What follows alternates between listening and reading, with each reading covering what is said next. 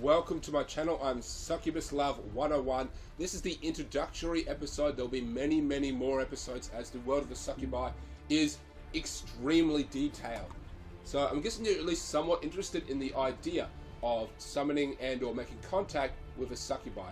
Or perhaps just simply interested in the world of the occult altogether. Who can blame you? It's a very fascinating subject.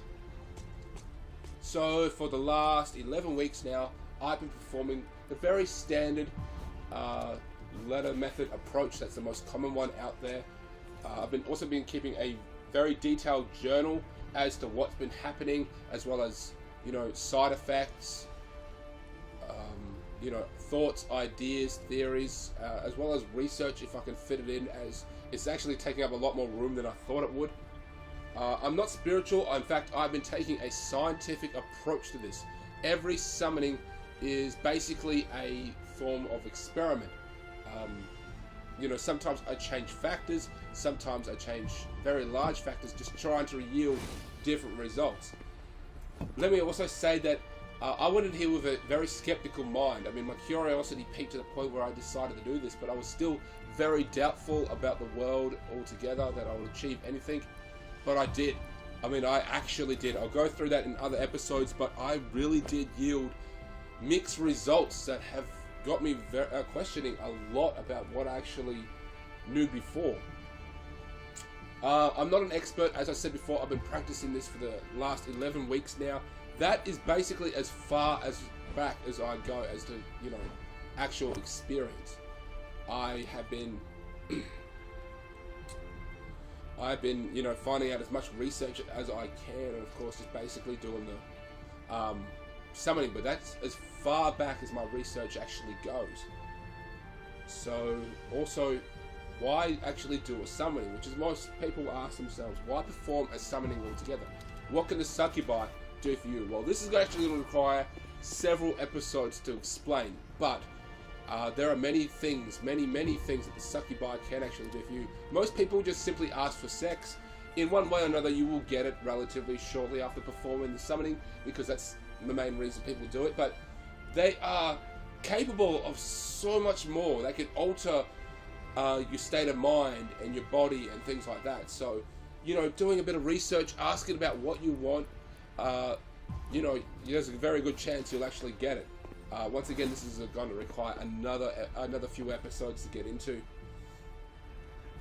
So a little warning, take it seriously. You don't want to piss anyone off. Simple as that. Just make sure you're serious about it. So let's talk about the actual letter method itself. The letter method is writing a letter to Lilith. Now, if you do any research into the world of the succubi, Lilith is the main, person. She's the main person involved. She is a very powerful entity who seems to have developed rules that her fellow succubi follow. I could write volumes about her, do multiple episodes, and I probably will, but that's only a small fraction of the actual available information out to her, because she is very complicated, to say the least, and a fun time actually learning about. But all you really need to know that is she is a powerful entity, and we're the ones contacting her during the actual summoning. So to perform the actual letter method itself, you will need the following items. A black candle. Now, it doesn't have to be black. It can be just a regular candle, but black is preferably the best one to do. Make sure that if it is a black candle, that it is in fact a true black candle, meaning that it's black all the way through, not just covered in a black wax or something. You'll also need a pen and paper. Go figure, it's a letter method. You will need to write a letter, so yeah, pen and paper of your choice. I would prefer a high quality pen and high quality paper, not just some pen and paper laying around the house. And a fireproof bowl. And here's where it gets a little squeamish, a little off-putting. You will need a piercing device. Now, I would recommend a blood lacing device. It looks like a very stylish metal pen. You click the top and out pops a needle which pierces your skin and allows you to draw blood. Mind you, it is relatively painless and it only draws a very small amount of blood. So to perform the actual summoning, you want to meditate. You want to clear your mind. You don't have to, cross your knees and your hands or anything like that. Just really clear your mind and think about what you want and maybe how they can go about doing that. After that, you want to light the candle and begin writing the letter. You want to write the letter in the candle light. Now, once you're writing the letter, you're just basically writing down to Lilith what you actually meditated about, what you thought about. And it's very important to use your please and thank yous. I find that using your please and thank yous go a long way. Never demand and never really beg from anything, because you've got to be very respectful, and they don't want to deal with like someone groveling either. So just simply put what you want down. And when you're writing your first attempt on your first letter, try to introduce yourself as well. Really make it your first letter. You want to amplify that it is in fact your first summoning. And after that, after you've written the letter, set it on light with a candle, place it in the fireproof. After you've written the letter, pull out the blood listing device, pierce your finger. Now I prefer you use your left index finger and put a couple drops of blood on the sheet of paper.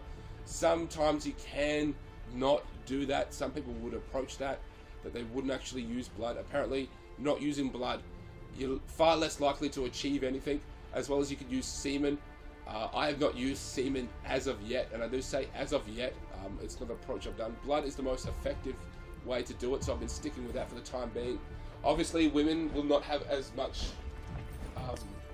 luck in that behavior. I'm sorry girls, you can't actually do that way. It'll be blood or nothing from you two, you guys. Then after that, after it's seeped into the actual letter itself, set it alight using the candle and place it in the fireproof bowl. Simply just watch it burn. After that, just simply go to bed, and at some point you may receive something. Some people claim that they feel her, touching you, or you can feel like her breath on you, or you can hear noises, things like that. I didn't hear or see or feel anything like that during the actual summoning. I'm going over my journal now. I felt her when I was in my bed. I felt her caressing me. I felt her cuddling me. Granted, you could easily say that's in my mind, and granted, I'm very much reluctant to say that as well. I probably know that it's all in my head, but I at least like to believe that it actually happened. So that is my attitude. I mean, I'm taking the scientific approach to this, but at the same time, I'm following any lead that I get. So I'd like to believe that actually happened. That my first attempt was actually successful. Now they also say that the first attempt will probably not be successful. In fact, they say around 1 out of 20% on the first attempt will actually yield results, which is exactly 5% will actually get anything. I of course claim that I did have success. I don't know what the percentage is for other attempts. I simply don't.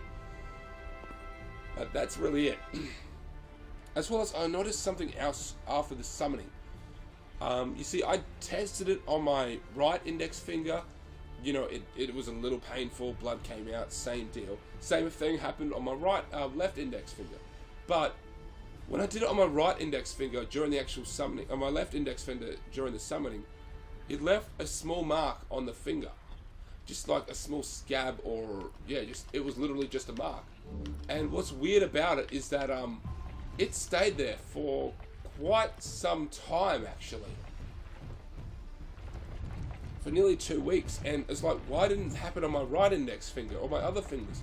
It just happened on that finger. So once again, I like to think that it's a result of the actual summoning. Like, that was part of the contract I made.